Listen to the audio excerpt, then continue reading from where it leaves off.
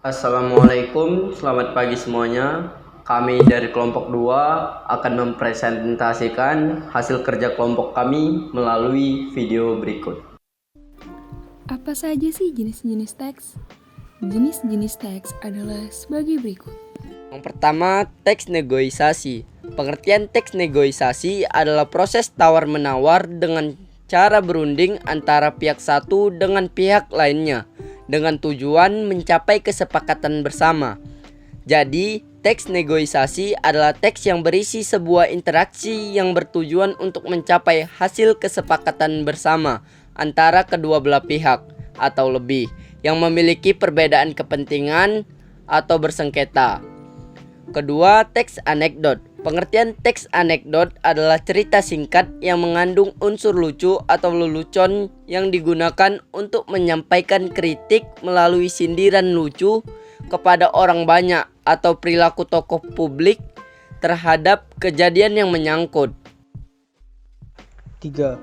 Teks laporan hasil observasi adalah teks laporan yang berisi suatu informasi secara umum berdasarkan fakta dari hasil pengamatan secara langsung.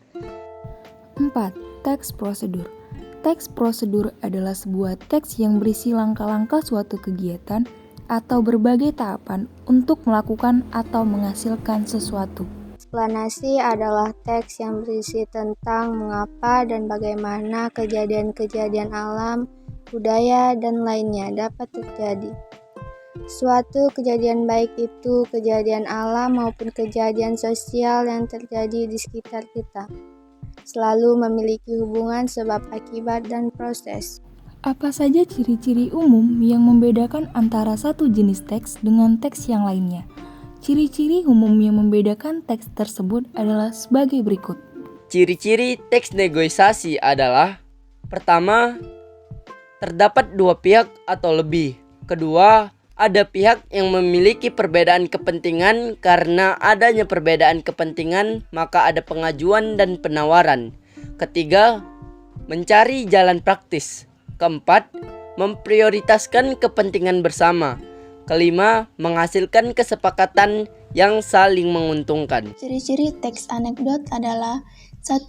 Bersifat humor atau lelucon. Artinya teks anekdot berisikan kisah-kisah lucu atau bualan. 2. Bersifat menggelitik. Artinya teks anekdot akan membuat pembacanya merasa terhibur dengan kelucuan yang ada dalam teks. 3. Bersifat menyindir atau kritik. 4. Memiliki tujuan tertentu. 5. Ceritanya hampir menyerupai dongeng. 6. Menceritakan orang penting. 3. Ciri-ciri teks hasil observasi adalah: 1. Disusun secara sistematis sesuai dengan strukturnya. 2. Bersifat faktual atau objektif. Teks observasi harus disusun berdasarkan fakta dari hasil pengamatan yang benar-benar ada tanpa opini. 3. Objek yang diobservasi adalah tunggal atau satu. 4. Teks disusun dengan bahasa baku dan jelas sehingga mudah dipahami. 4. Ciri-ciri teks prosedur adalah: yang pertama, berisi langkah-langkah dan langkah selanjutnya yang harus dilakukan. 2. Memiliki tujuan kegiatan yang dibahas. 3. Dijelaskan secara terperinci dan berurut. 4. Ada alat atau bahan yang digunakan untuk mengerjakan kegiatan yang dibahas.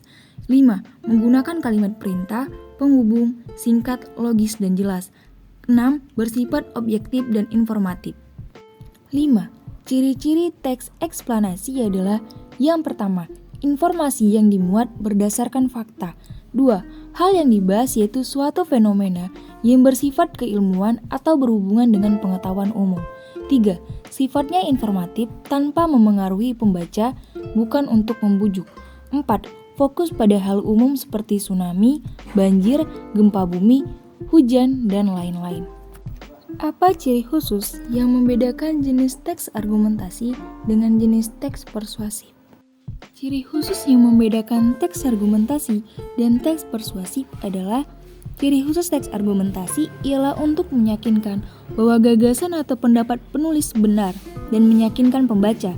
Sedangkan ciri khusus teks persuasif ialah untuk memengaruhi atau mengajak pembaca dengan kalimat ajakan.